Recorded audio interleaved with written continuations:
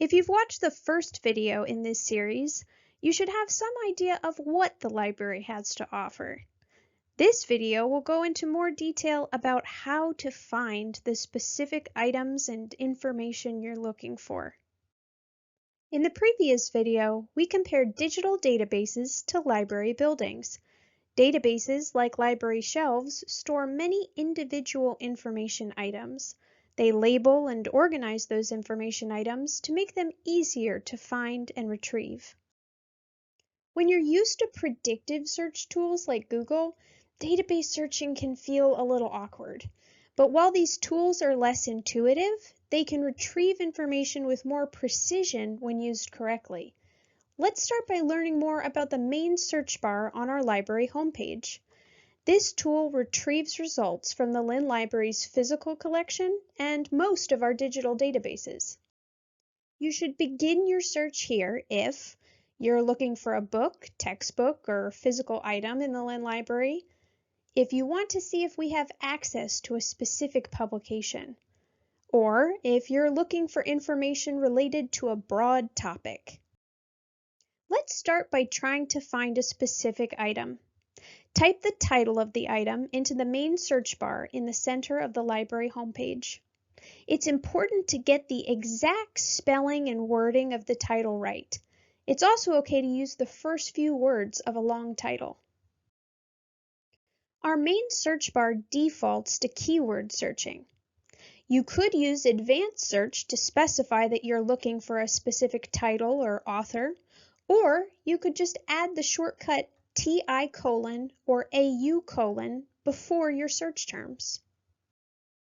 If the item you're looking for isn't one of the first results on the next page, try using the filters on the left side of the results page.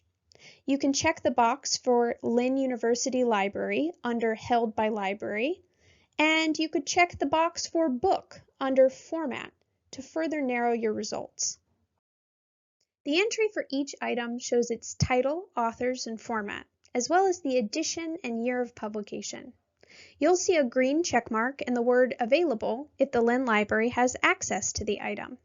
And clicking the link next to Other Editions and Formats will show you if we have newer or older versions of the item, or different formats like an ebook.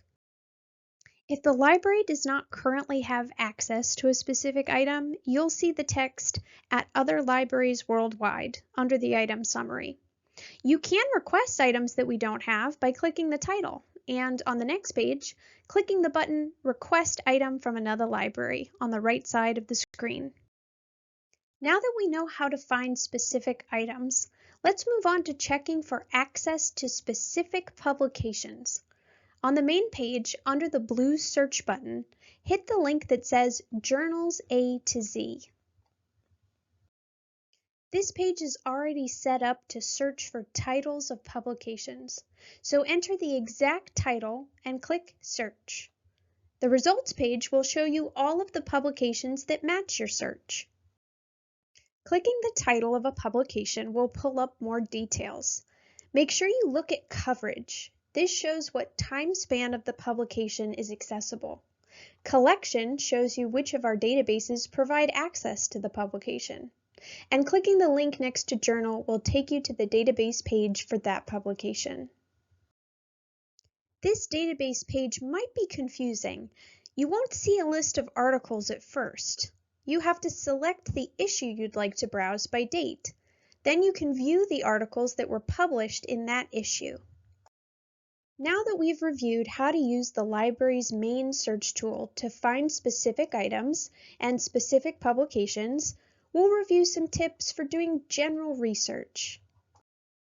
While we expect databases to continue integrating AI tools into their searches, at this time, library database searches work differently than algorithm or AI-powered searches. Library database searches are generally designed to prioritize precision over prediction. Each item in a physical or digital library has been extensively labeled, not just with its title and author, but with descriptive information about its contents.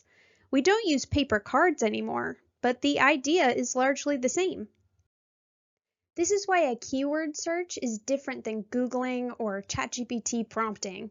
Your keywords are retrieving items that have been labeled with some or all of those keywords. So tip number 1 is use keywords selectively. Don't include irrelevant or vague words in your keyword search.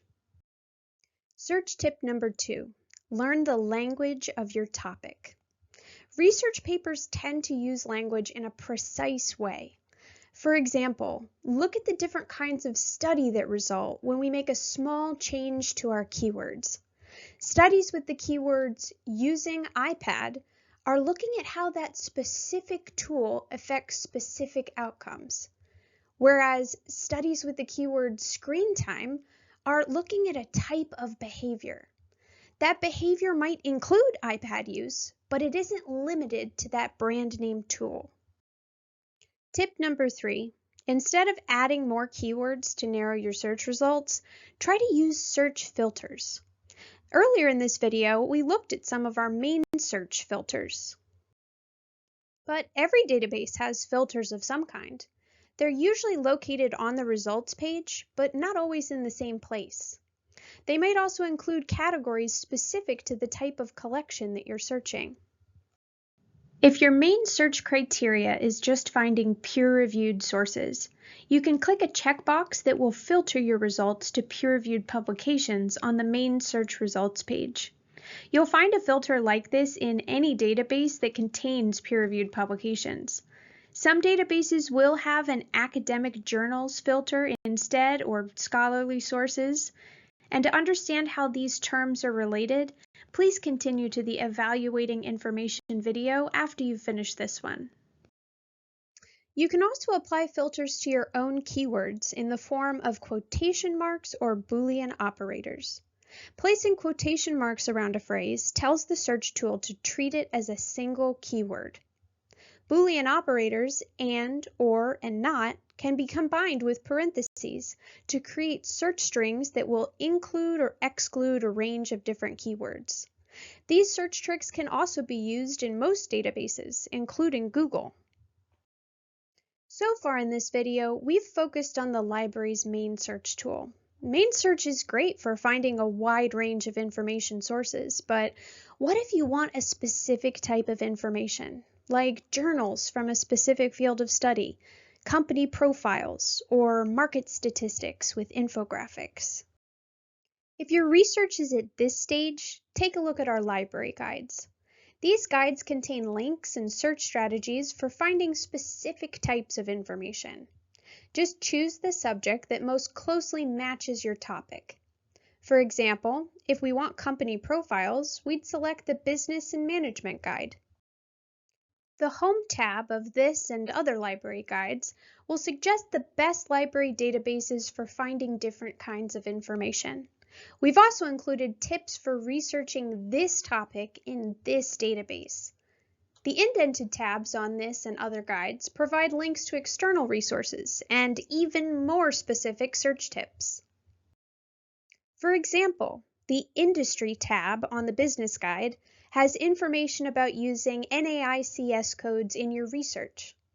The Communication and Design Guide has a Journalism tab with shortcuts to local and other news sources. And our UNSDGs guide has everything you need to get started researching society, politics, and demographics locally and globally. You could find most of these resources yourself just by browsing our databases. But the library guides will save you a lot of time. We're adding to and improving these guides all the time, so feel free to reach out to us if you have a research question that the guides don't answer. To find these videos and even more information about using the library, look to the upper right of the Library Guides menu page and select the Introduction to the Library Guide. We encourage students to use these self-guided learning tools, but don't forget that we're here for you if you get stuck. You can hop onto chat, email, or visit us to troubleshoot your research process anytime.